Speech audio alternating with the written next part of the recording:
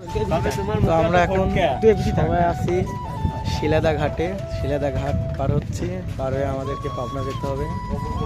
জন প্রতি আমরা 40 টাকা করে দিয়ে আর গাড়ি প্রতি 40 টাকা দিয়ে ঘাট পার হচ্ছি। তো আমাদের নৌকাটা এখনো ছাড়া অনেক দেরি আছে। সবাই আস্তে আস্তে নৌকাতে জনগণ বাড়ছে।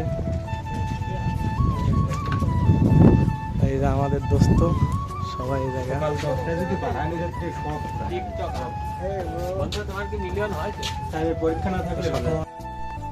ফাইনালি আমাদের নৌকাটা শিলাদা ঘাট থেকে পাবনা ঘাটের উদ্দেশ্যে 10 মিনিট পরে যাত্রা শুরু করলো।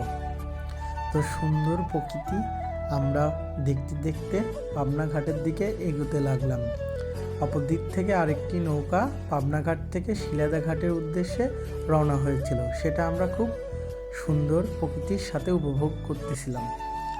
তো আসলেই নদীর মাঝে এসে আমাদের অনেক সুন্দর একটি প্রকৃতি উপভোগ করতে পারলাম। তো অনেকক্ষণ যাত্রা শেষ করে আমরা প্রায় পাবনা ঘাটের কাছাকাছি চলে এসেছি। তো ফাইনালি আমাদের নৌকাটা 20 মিনিট যাত্রা শেষ করে পাবনা ঘাটে এসে পৌঁছায়।